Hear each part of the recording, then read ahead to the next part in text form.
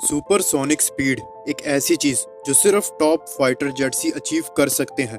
लेकिन अगर supersonic speed से इतना तेजी से ट्रैवल किया जा सकता है तो इंजीनियर्स इस टेक्नोलॉजी को कमर्शियल प्लेन्स में क्यों नहीं लगाते, जिससे ना सिर्फ पैसेंजर्स का बहुत सा ट्रैवलिंग टाइम भी कम हो जाएगा बल्कि इसी के साथ साथ कमर्शियल एयरलाइंस की एफिशिएंसी भी कई गुना ज्यादा बढ़ जाएगी। तो आखिर ऐसी कौन सी वजह है जो इंजीनियर्स को ऐसा करने से रोक रही है? अगर हम हिस्ट्री में थोड़ा सा पीछे जाएं तो ऐसा एक प्लेन था जो सुपरसोनिक स्पीड से ट्रेवल कर सकता था।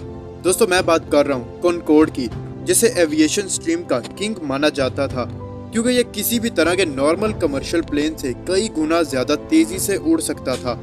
कई गुना ज्यादा तेजी से मेरा मतलब सुपरसोनिक स्पीड जितना तेज।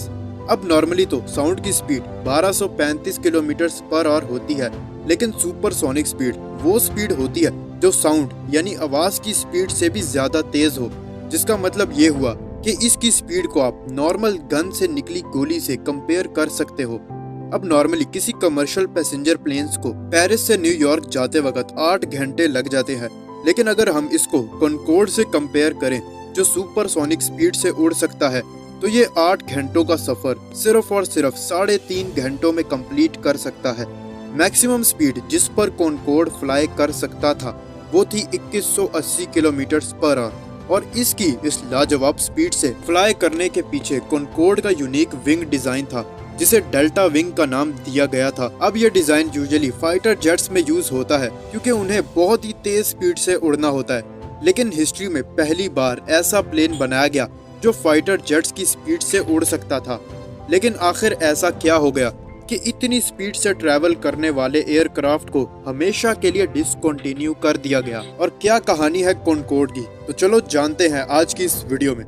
दोस्तों, सबसे पहले जानते हैं कि सुपरसोनिक आखिर होता क्या है। तो जहां मैंने आपको पहले बताया कि साउंड की स्पीड 1235 किलोमीटर पर आवर की होती है, और अगर कोई चीज साउंड से ज्यादा की स्पीड से ट्रैवल करे तो वो एक सोनिक बूम एक्सप्लोजन बनाती है, जिसे हम इस वीडियो में देख सकते हैं, जो ज्यादातर फाइटर जेट्स ही अचीव करते हैं क्योंकि कोई भी कमर्शियल प्लेन इतनी स्पीड्स अचीव नहीं कर सकता। वापस आते हैं अपने टॉपिक पर। तो दोस्तों, ये बात है 1960s की, जब फ्रांस और ब्रिटेन ने साथ मिलकर एक multi billion dollars deal sign की, और 29 नवंबर 1962 को दोनों गवर्नमेंट लीडर्स ने कॉनकॉर्ड एग्रीमेंट को दुनिया के सामने रखा, और इस एग्रीमेंट के तहत दोनों गवर्नमेंट्स मिलकर यहाँ पर एक सुपरसोनिक जेट लाइनर बनाएंगे जिससे पैसेंजर्स के लिए इस्तेमाल किया जाएगा, सिर्फ मिलिट्री के लिए नहीं। कुछ ही सालों बाद मार्च 1969 में पहली बार कॉनकॉर्ड फ्लाइट सक्सेसफुल उड़ान की गई, और देखते ही देखते कुछ और सालों बाद कॉनकॉर्ड दुनिया की पहली सुपरसोनिक फ्लाइट बन गई, जहां पर सिर्फ मिलिट्री के लोग नहीं बल्कि सिविलियंस भी सुपरसोनिक स्पीड से ट्रैवल कर सकते थे। कॉनकॉर्ड के मुतालिक एक बात ये भी है कि कॉनकॉर्ड अभी तक का एविएशन हिस्ट्री का सबसे पहला सुपरसोनिक एयरक्राफ्ट था, लेकिन सिर्फ एक गलती ने इस एयरक्राफ्ट के इंजीनियर्स की सारी मेहनत पर पानी फेर दिया। लेकिन क्या थी वो गलती?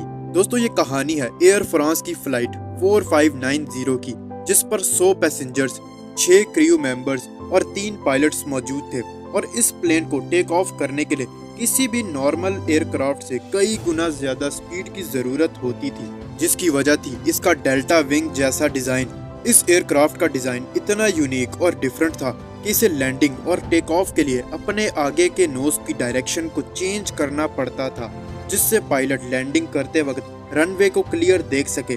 जहां एक तरफ एक बोइंग 777 का take off 160 kilometre per hour की स्पीड पर हो जाता है, वहीं कॉनकॉर्ड को टेक ऑफ करने के लिए 230 किलोमीटर पर आवर की स्पीड अचीव करनी पड़ती थी। इतने ज्यादा स्पीड की वजह से इसके टायरों पर बहुत ज्यादा प्रेशर पड़ता था, और कई इंसिडेंट्स में इसके टायर भी बर्स्ट हो जाते थे। अपने 30 सालों की सर्विस में 57 टाइम्स कॉनकॉर्ड के टायर बर्स्ट रिकॉर्ड किए गए, लेकिन इनमें कोई खास नुकसान नहीं हुआ। अब क्योंकि ये टायर बहुत स्पीड से बर्स्ट होते थे, इसी वजह से टायर के टुकड़े अपर विंग पर गोली की स्पीड से लगते थे, जिसकी वजह से विंग्स के पंक्चर हो जाने का खतरा रहता था। और क्योंकि दूसरी एयरक्राफ्ट की तरह फ्यूल कॉनकॉर्ड के विंग्स में ही स्टोर होता था, तो ये कोई मामूली टायर बस्ट फ्यूल लीकेज की वजह ना बने, इसीलिए इंजीनियर्स ने कॉनकॉर्ड के स्टार्टिंग मॉडल्स में ही इसके लैंडिंग गियर में कुछ चेंजेस किए, और टायर को ज्यादा मजबूत बना दिया और अब इनके टायर बर्स्ट का मसला काफी हद तक कम हो चुका था। बात करें अगर जहाज के इंटीरियर की, तो उस टाइम पर इसका इंटीरियर कुछ इतना बड़ा नहीं हुआ करता था आज के जहाजों के मुकाबले, और वक्त के साथ साथ इसका इंटीरियर और एडवांस और खूबसूरत होता गया क्योंकि इस एयरक्राफ्ट की टिकट खरीदना इतना आसान नहीं था। $20,000 जो तकरीबन बनते हैं 56 लाख रुपीस इसकी टिकट की प्राइस हुआ करती थी और सिर्फ कुछ ही लोग इसकी टिकट को अफोर्ड कर सकते थे।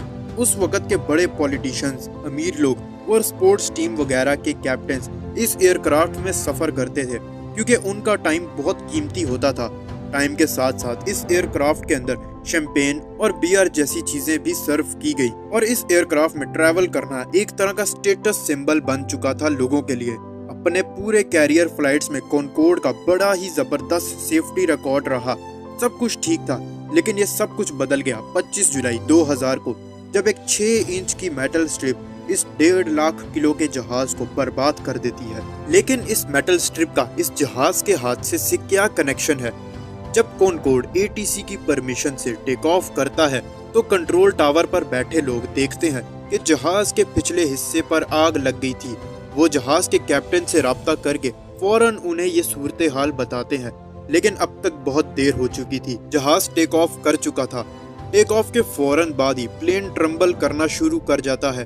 प्लेन के कैप्टन इसे कंट्रोल करने के लिए इसका रुख लेफ्ट साइड पर करते हैं, लेकिन प्लेन कंट्रोल नहीं होता और एयरपोर्ट से 15 किलोमीटर दूर जाकर एक होटल पर क्रैश कर जाता है, जिसमें बैठे वो सारे के सारे पैसेंजर्स, क्रू और कैप्टन मारे जाते हैं। ना सिर्फ ये, बल्कि जिस जगह ये क्रैश होता है वहां पर मौजूद 4 और लोग भी मारे जाते हैं और कई लोग जख्मी हो जाते हैं। क्रैश के बाद एक रिसर्च टीम बनाई जाती है जो इस क्रैश के पीछे की वजह जानती है। आखिर ऐसा क्या हो गया कि हिस्ट्री का सबसे फास्टेस्ट एयरक्राफ्ट कुछ ही सेकंड्स में तबाह हो गया। और रिसर्च के बाद ये पता चला कि एक 6 इंच की मेटल स्ट्रिप ने इस जहाज को क्रैश करवाया। लेकिन कैसे? दरअसल जिस टाइम कॉनकॉर्ड पैसेंजर्स को लेकर टेक ऑफ करने वाला होता है, ठीक उसी रनवे पर पहले DC-10 नामी फ्लाइट टेक ऑफ करती है। टेक ऑफ के टाइम DC-10 की एक मेटल स्ट्रिप टूटकर रनवे पर गिर जाती है।